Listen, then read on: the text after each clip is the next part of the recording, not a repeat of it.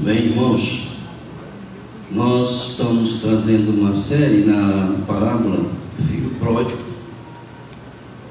sobre as dores do pai.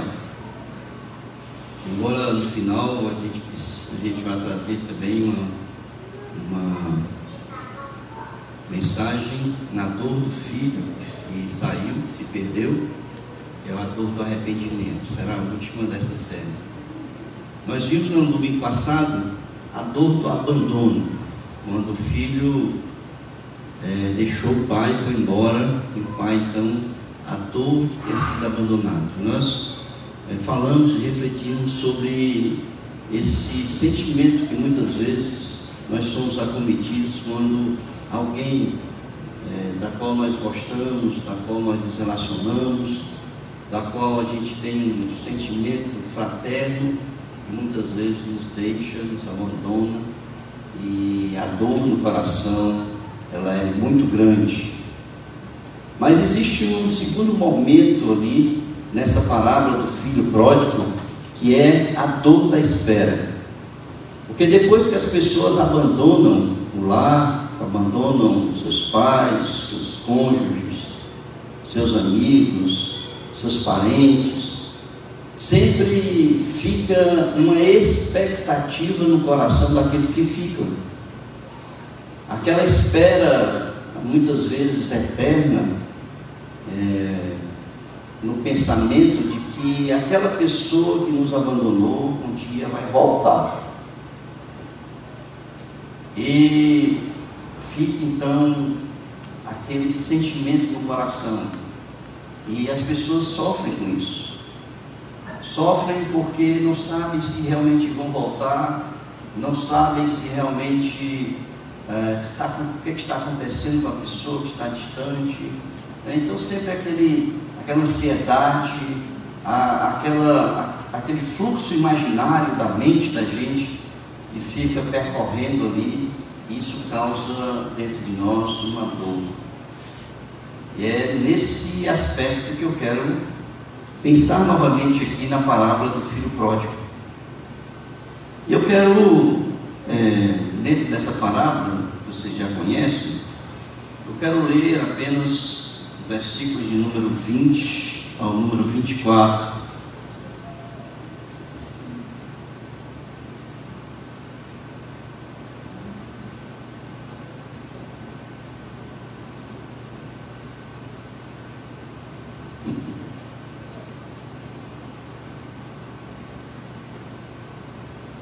Deixa eu só testar aqui, irmãos.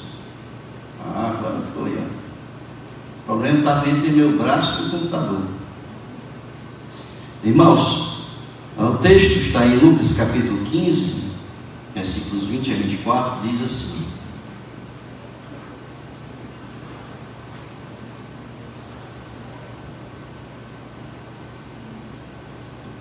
levantando-se foi para seu pai. Vinha ele ainda longe, quando seu pai o avistou, e compadecido dele, correndo, o abraçou e beijou. E o filho lhe disse: pai, pequei contra o céu e diante de ti.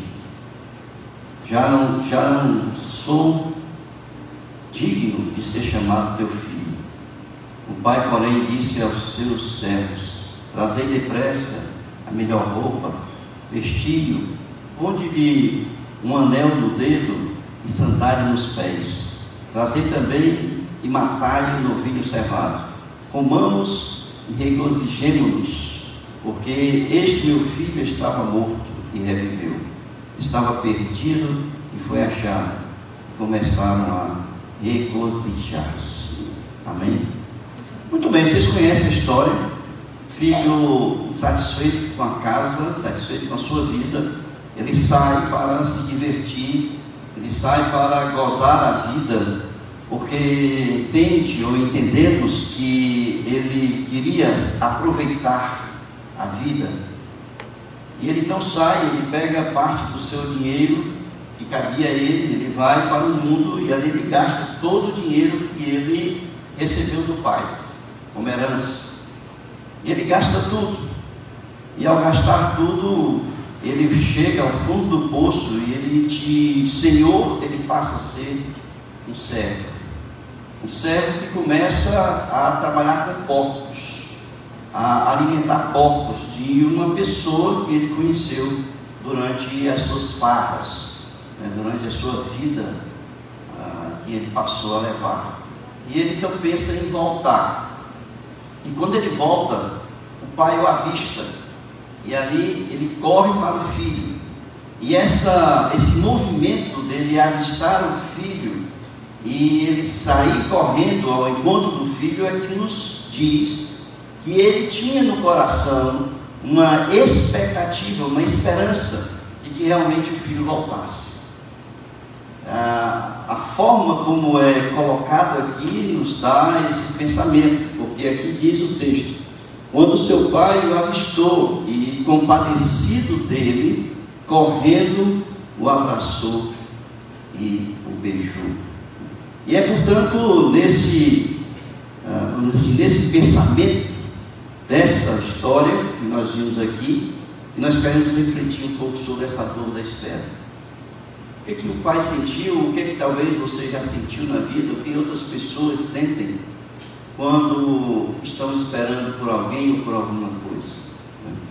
E nós então queremos começar a pensar no próprio conceito de esperar.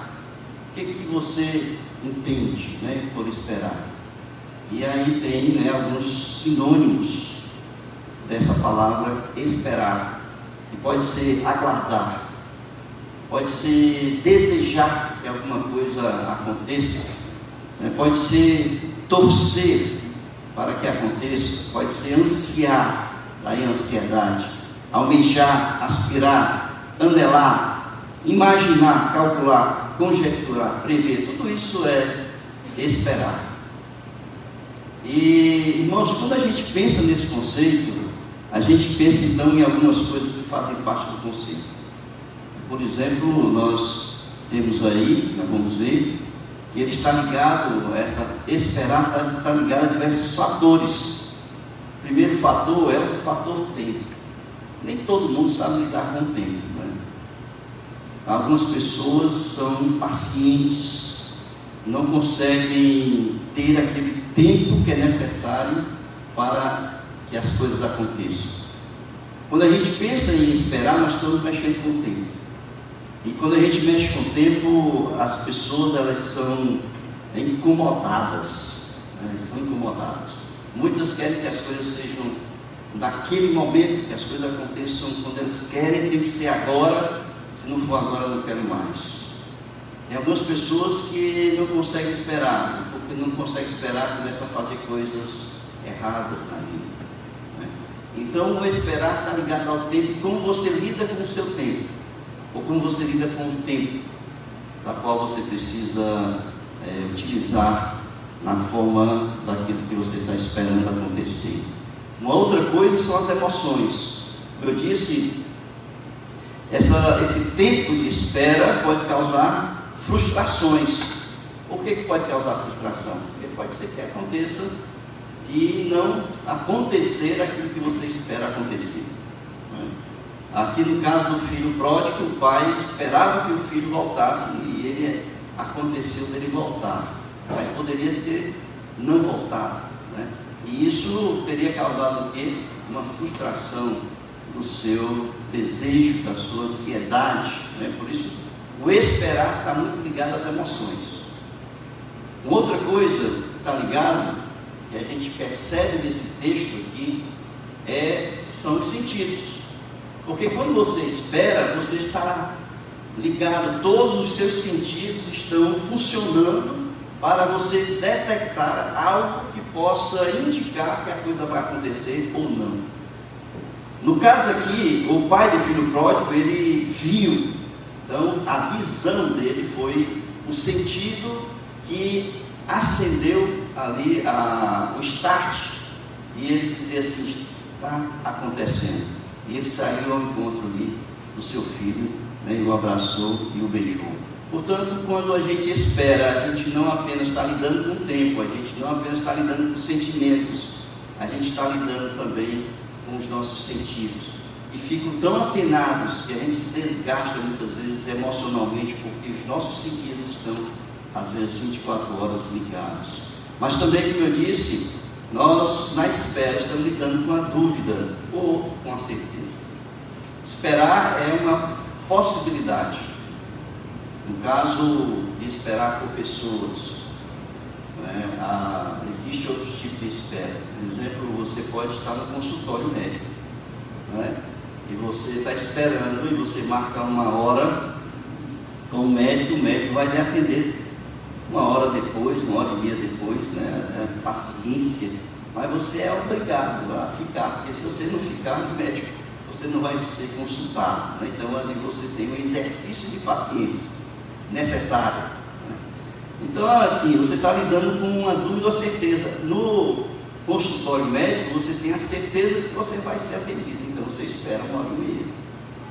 Mas quando você tem algo que é uma possibilidade de ser atendido ou não, aí, meu amigo, a dúvida faz com que você saia da sua paciência e entre na sua impaciência, e você sai e vai procurar outras coisas, tá certo? Bom, ou pelo que você espera? Eu acho que essa é a grande pergunta que a gente precisa fazer nesta noite. O pai do filho pródigo esperava o quê? A volta do seu filho que saiu de casa. Você está esperando o quê? O que nós estamos esperando na nossa vida? Às vezes nós estamos esperando, sabe, pelo nosso cônjuge que foi embora. Eu sei que aqui pode ser que não tenha essa possibilidade, mas muitas pessoas são abandonadas, A mulher abandona o seu lar, o esposo abandona o seu lar, Então, às vezes, está esperando o cônjuge voltar. Tem pessoas que eu conheço que já estão há 30 anos esperando e até hoje não voltou, Então, a gente tem esses casos, muitas pessoas que são abandonadas. Nós temos casos de filhos que saem dentro de casa, filhos que deixam os pais, que vão para as drogas muitas vezes, que vão para outros locais onde o pai nem imagina o que estão fazendo, onde estão, e aí surge a questão da preocupação, e o desejo de volta, porque eles fugiram de casa. Muitas vezes nós estamos esperando por uma cura, uma doença, algo que está fazendo com que tire a nossa tranquilidade emocional, uma doença que está tirando a nossa paz. Muitas vezes até uma doença que o médico já disse que é incurável, mas você espera que os remédios que você toma, o tratamento que você está fazendo, seja algo que resolva na sua vida aquilo que você está buscando. Muitas vezes é um emprego, você está esperando por um emprego. Não sei se é o caso aqui, parece que muitos estão ali ainda lutando por um emprego para o sustento da sua vida. E muitas vezes você está esperando que você seja uma pessoa que as pessoas aprovam você, que você seja reconhecido pelas pessoas. Então, há inúmeras, eu podia colocar aqui inúmeras situações que nós podemos estar vivenciando nos dias de hoje. Eu não sei qual é o caso de vocês, pode até não ser nenhum desses casos aqui, mas é possível que você esteja esperando algo na sua vida. Nós queremos pensar sobre isso, essa dor da espera. E a primeira coisa que essa parábola nos mostra é que a gente precisa ter um exercício de paciência. Eu não sei quanto tempo o filho pródigo passou fora de casa. Eu imagino que tenha sido um tempo bastante longo, porque ele recebeu parte da sua herança. E a herança do velho não era uma coisa pequena, ele era dono de terras, era dono de gado, então era uma pessoa que tinha recursos financeiros. E esse filho, então, ele saiu para gastar o dinheiro que recebeu do pai. E eu entendo que para ele torrar a grana toda, é claro que se você quiser, você torra até num dia, Só você ir para a mesa de jogo, que você pode perder numa cartada só. Mas, vamos dizer que ele gastou isso nas farras toda noite.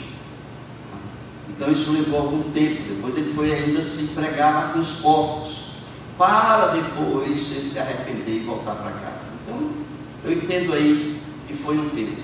Mas o pai do filho pródigo, ele nunca perdeu a esperança do filho voltar para casa. Por quê? Porque aqui mostra que ele estava ligado.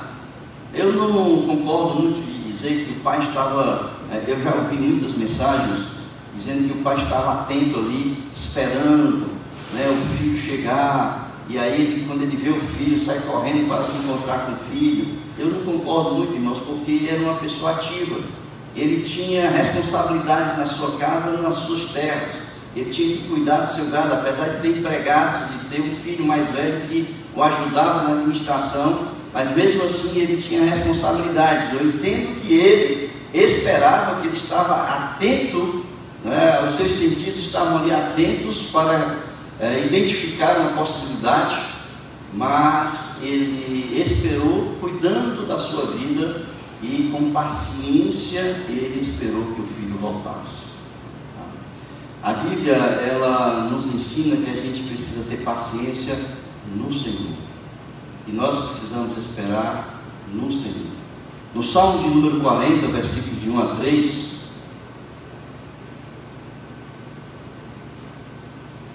está aí o texto que diz assim: esperei com paciência em quem? No Senhor. E ele que se inclinou para mim e ouviu o meu clamor. Tirou-me de um lago horrível, de um charco de lodo, pôs os meus pés sobre uma rocha, firmou os meus passos e pôs um novo cântico na minha boca, um hino ao nosso Deus. Muitos o verão e temerão e confiarão no Senhor. Então o princípio da espera, a paciência, é uma paciência que não é desenvolvida dentro de nós, porque nós, como pessoas cuja natureza, a natureza decaída, dificilmente a gente consegue em nós mesmos exercer esse controle emocional de poder esperar por longos tempos, por longas datas. Então, essa espera paciente, nós precisamos esperar no Senhor, principalmente quando são filhos, principalmente quando são pessoas amadas da família, e nós estamos esperando que alguma coisa modifique ou transforme a vida dessa pessoa. Então nós precisamos esperar, queridos, com paciência no Senhor, e aquilo que nós esperamos no Senhor tem que ser algo que seja do agrado de Deus.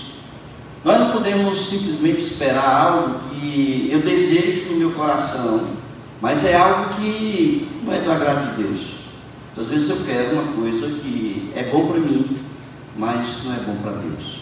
Então, quando nós esperamos com paciência no Senhor, nós precisamos esperar em algo que seja do agrado de Deus, e não apenas que seja do agrado de Deus. Nós precisamos aprender a esperar também no tempo de Deus, queridos, porque o tempo de Deus não é o nosso tempo.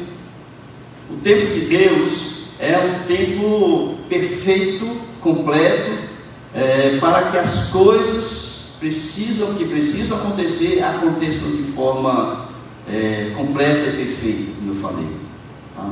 Então nós temos que esperar no agrado de Deus, e nós temos que esperar o tempo de Deus. O homem, ele é aquela pessoa impaciente, quer que as coisas aconteçam, quer que seja agora, não é? E nós muitas vezes não temos essa paciência de esperar o tempo de Deus. O tempo de Deus não é nosso, é diferente.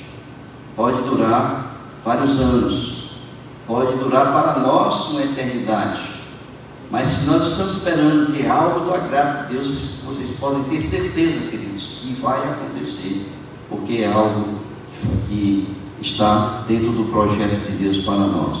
Então, nesse aspecto, muitas pessoas, elas erram por serem pacientes. Nós temos vários exemplos na Bíblia que a impaciência fez com que perdessem bênçãos temporariamente, perdessem as bênçãos e as promessas de Deus sobre a vida dessas pessoas. Por isso é que nós precisamos ter paciência no Senhor e esperar o tempo dele, porque existem promessas para o seu povo, existem promessas para a sua igreja, e essas promessas elas vão acontecer, porque Deus é fiel nas suas promessas, mas nós precisamos saber esperar no Senhor. Então vejam, nesse aspecto, vocês lembram da história de Abraão e Sara, né? Nós estamos aí vivenciando uma guerra terrível, né, para aquelas regiões ali, tá certo? E tudo que está acontecendo ali, irmãos, é consequência de uma impaciência, de uma incredulidade de poder esperar no tempo de Deus. Porque Deus fez uma promessa a Abraão, que ele seria pai de uma grande nação, não é isso? Mas aí chegou um momento ali que Sara disse assim: olha, você está velho, eu estou velho também, está aqui a minha serva, né? Então aproveita esse negócio de engole de vez, e aí você tem que fazer logo um menino. Aí ele pegou e acreditou, né? Ele acreditou e, pela sua impaciência, tá certo, fez lá um Ismael. E aí a desgraça aconteceu. E é claro que aconteceu depois, né? O filho de Sara nasceu, Isaac. Mas quantos anos depois? 16, 17 anos depois. Então perdeu temporariamente a bênção, né, se ele tivesse esperado ali o tempo de Deus.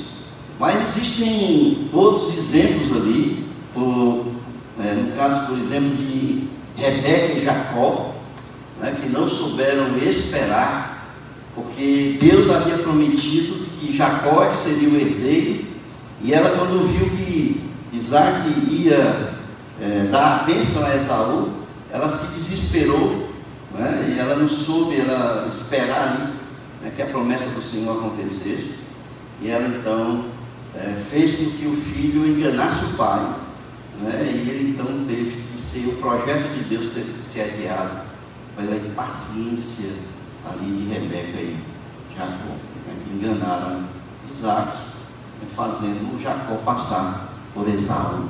Então nós precisamos, irmãos, saber que a nossa espera tem que ser uma espera fiel. Se eu confio, se eu descanso no Senhor, eu tenho que esperar no Senhor que as coisas aconteçam. Nós não podemos estar usando de subterfúgios ou da nossa, muitas vezes, capacidade como ser humano de fazer e realizar as coisas para adiantar uma promessa que não é nossa a ser executada, mas é uma promessa de Deus e é Ele que vai fazer na nossa vida. Eu creio que aquele homem que esperou o filho não sei quantos anos, ele esperou com paciência no Senhor. Ele esperou com paciência no Senhor. E aqui na Bíblia nós temos um exemplo disso. O próprio Isaac, ele esperou pelo filho, né, de Raquel, sabe quantos anos? 20 anos. Ele começou a orar quando tinha 40. Quando ele chegou aos 60 anos, Rebeca teve filhos gêmeos. Ele orou 20 anos. E ele esperou do Senhor, né, que a Rebeca então engravidasse, tivesse os filhos. E o Senhor cumpriu a promessa. Tá? E é isso então que nós aprendemos, em primeiro lugar, nessa questão da espera. Nós precisamos ser pacientes. Mas pacientes é um exercício na confiança de que Deus, Ele vai nos dar a resposta. Não vem de nós, mas a resposta ela vem de Deus. Tá? Vejam, então, que o que espera no Senhor, ele deve aceitar a resposta de Deus como Ele a deu. Tá? Há um grande perigo de se tornar incrédulo quando o Senhor responder às expectativas de quem criou no seu imaginário algo diferente da forma como Deus atendeu. Eu coloquei isso aí, irmãos, porque eu fico pensando muitas vezes assim: você quer uma coisa, mas você quer receber do jeito que você imagina. Eu penso numa bênção de Deus, mas eu quero receber do jeito que eu quero. Eu que faço a coisa. E eu não quero, muitas vezes Deus não nos responde do jeito que a gente imaginou que seria a promessa. Tá? Eu fico olhando para o pai do filho pródigo. O filho pródigo, quando saiu da casa do pai, saiu bem vestido, saiu limpo, saiu cheiroso, saiu cheio de dinheiro no bolso. E sabe como é que ele voltou? Sujo, maltrapilho, fedorento, sem dinheiro, liso. Quer dizer, ele esperava pelo filho, e eu imagino que muitas vezes ele estava esperando por aquele filho que saiu de casa.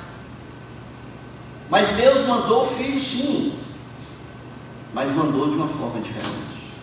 Ele mandou um filho sujo, sofrido, por tudo aquilo que ele passou, mas ele mandou um filho arrependido das coisas que havia feito, que havia praticado, e que agora poderia seguir a vida de uma forma mais pacífica, harmônica, em paz ali com o seu pai, com a sua família, no seu lar. Deus cumpre as promessas, irmãos, mas cumpre as promessas da forma como Ele quer que seja feito, não é da forma como a gente quer. Não é esperar a bênção como eu imaginei, mas é esperar a bênção. Não é esperar do jeito que eu quero, mas é esperar do jeito que Deus quer nos dar para nós.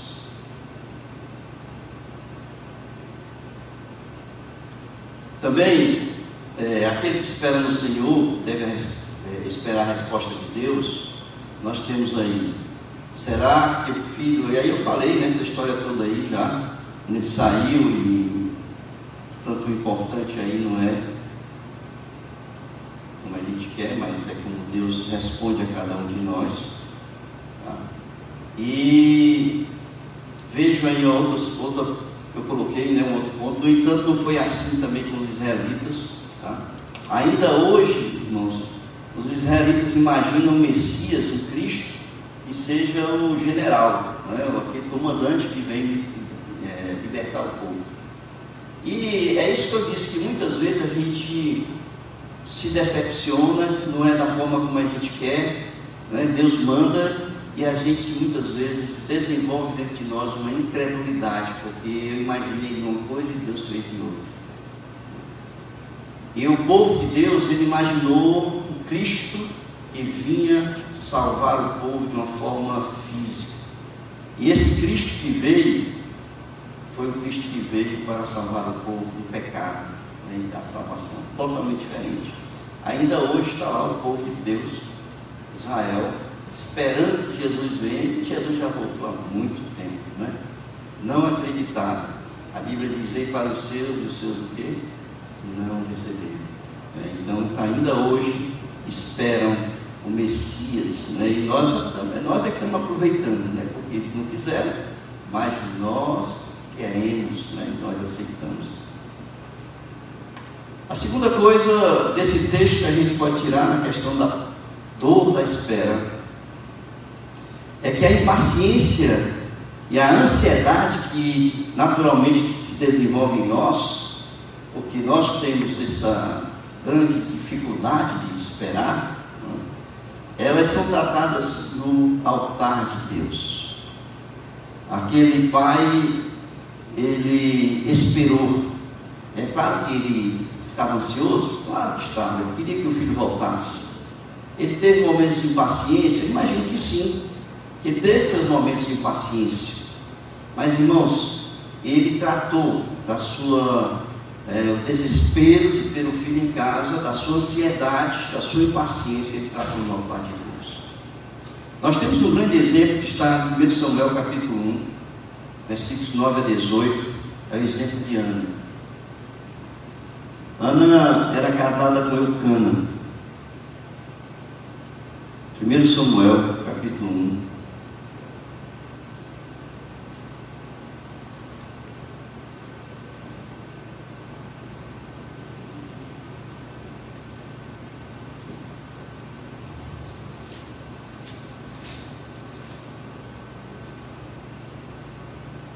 Diz que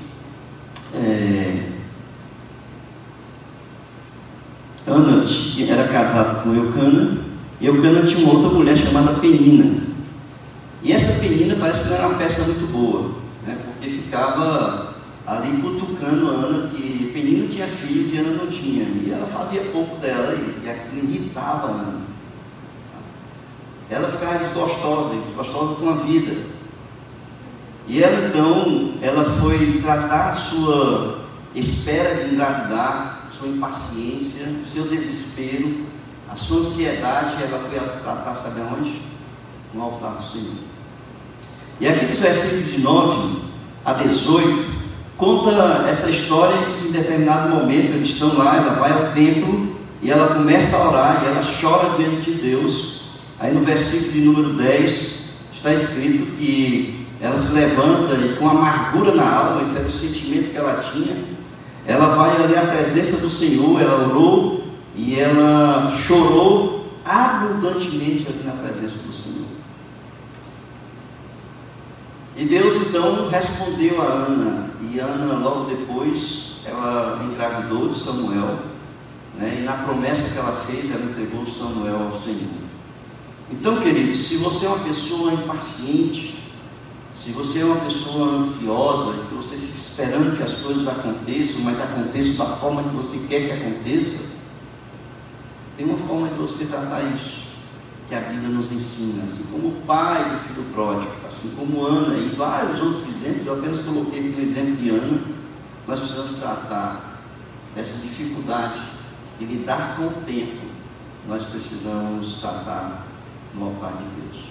É ali que a gente chora, é ali que a gente abre o nosso coração. Diz o texto aqui que Ana derramou o seu coração, então ela abriu e colocou tudo que tinha dentro do seu coração, ela esvaziou o seu coração, todos os seus sentimentos, ela coloca ali diante do Senhor, né? E o Senhor a trata, o Senhor a cura. Por quê? Porque o Senhor confirma a promessa sobre Ana, dizendo que vai lhe dar o filho.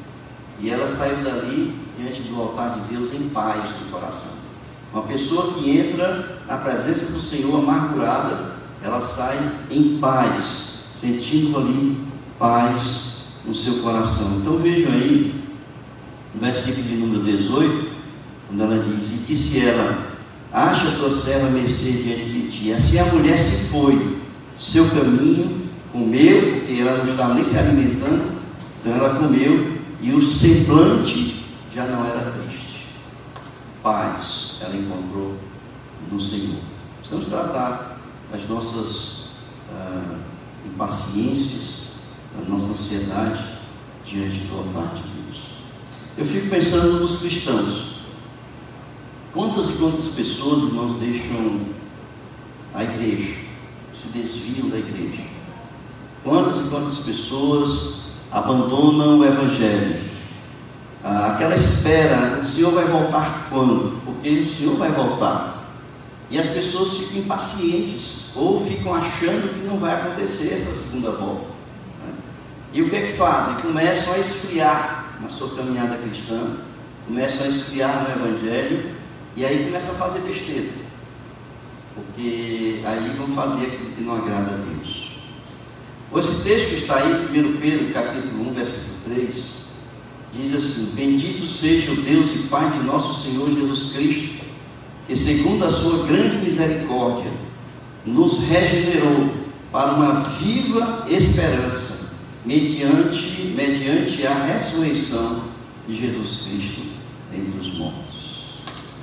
Ora, queridos, isso aqui são os instrumentos, são as ferramentas dentro do Evangelho que fazem com que nós, enquanto cristãos,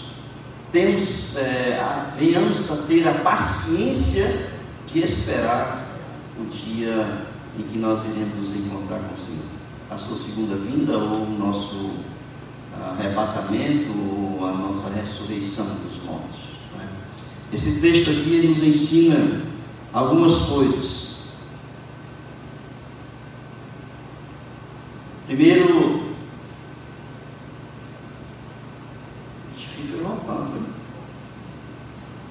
que a gente precisa ter esperança.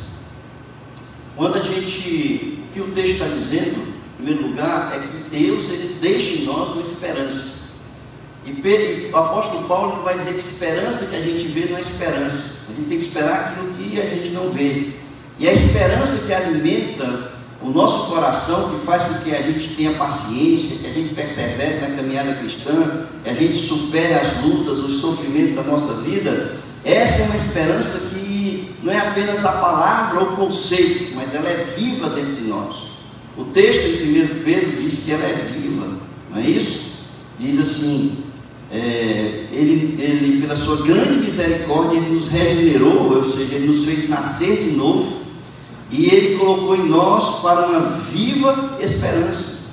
Não é apenas uma esperança, mas ela é viva. E esse sentido de ser viva, esse sentido que está aí, tá? É o sentido de uma presença permanente, constante, que está nos fortalecendo, que está sempre nos lembrando que um dia nós estaremos ali com o Senhor Jesus. Portanto, Ele nos fortalece na caminhada, né, em Cristo Jesus, durante todo o nosso viver cristão. Existe um texto que está em 2 Coríntios capítulo 4, que a esperança que é colocada no nosso coração, ela nos ensina a olhar para frente.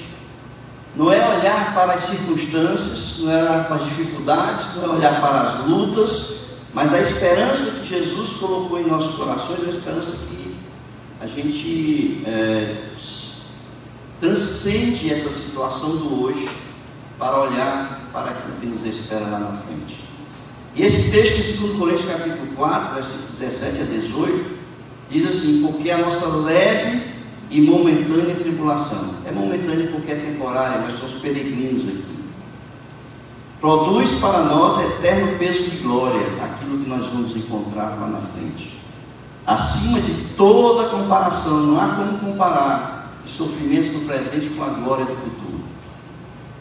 Não atentando nós nas coisas que se veem, mas nas que não se veem, porque as que se veem são temporárias, e as que se não veem são eternas. Um outro texto que está em Romanos fala assim, porque para mim tenho por certo que os sofrimentos do tempo presente não podem ser comparados com a glória a ser revelada em nós. A ardente expectativa da criação aguarda a revelação dos filhos de Deus. Então é isso, né?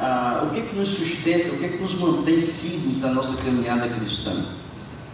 É essa esperança que Deus, Jesus Cristo, coloca em nossos corações, mas viva porque Ele faz com que a gente não esqueça que existe uma promessa, e essa promessa vai acontecer. É a promessa de vida eterna, é a promessa da ressurreição. Assim como Cristo ressuscitou dos mortos, nós vamos ressuscitar para nos encontrarmos com Ele e assim reinarmos com Ele e assim morarmos eternamente com Ele, né, para toda a eternidade, vida eterna. Então isso é que nos sustenta, isso é que nos segura, isso é que nos alimenta. Aí diz o texto ainda, pois a criação está sujeita à vaidade, não voluntariamente, mas por causa daquele que a sujeitou, na esperança de que a própria criação será redimida do cativeiro da corrupção para a liberdade da glória dos filhos de Deus, porque sabemos que toda a criação, a um só tempo, ela geme e suporta as angústias até agora. E por que a gente suporta? E não somente ela, mas também nós, que temos as primícias do Espírito, igualmente gememos em nosso íntimo. Acompanha aí. E não somente, igualmente gememos em nosso íntimo, aguardando a adoção de filhos, a redenção do nosso corpo, porque na esperança fomos salvos. Ora, a esperança que se vê não é esperança, pois o que alguém vê, não como espera, mas se esperamos o que não vemos, com paciência nós aguardamos. É a nossa salvação, é a nossa vida eterna. Portanto, queridos, assim como o filho pródigo ele esperou, o pai do filho pródigo ele esperou, e ele teve ali a dor da espera. Eu sei que muitos de nós temos essa dor da espera. Aliás, todos nós temos. Todos nós passamos por esses momentos de espera, seja por alguma coisa ou por alguém, por algo que nós estamos aguardando. E muitos sofrem, portanto, com a dor da espera. O tempo, que é limitante para nós, nos desespera, né? Nos tira do sério, né? Tira do nosso equilíbrio emocional. Nós nos irritamos, nós nos desesperamos, nós somos impacientes com o tempo, nós somos impacientes com as pessoas, né? Por que não com o tempo? Então, essa dor que nós sentimos da espera, ela precisa ser tratada com paciência no Senhor. É Ele quem nos dá, né, a nossa, vamos dizer assim, paz no coração, de podermos aguardar que um dia, né, as coisas aconteçam conforme aquilo que Deus prometeu, que estão nas promessas de Deus para cada um de nós. Foi isso que aconteceu com o pai do filho pródigo. Esperou com paciência no Senhor e recebeu a bênção do retorno dos filhos. Não percam a oportunidade, ou não adiem as bênçãos que o Senhor tem para a sua vida. Mas no Senhor, espere, porque Ele irá cumprir com as suas promessas. Você pode superar essa dor que gera impaciência e ansiedade. E essa dor que gera impaciência e ansiedade, ela é tratada, ela é possível de ser curada, desde que você esteja no altar de Deus. Amém, queridos?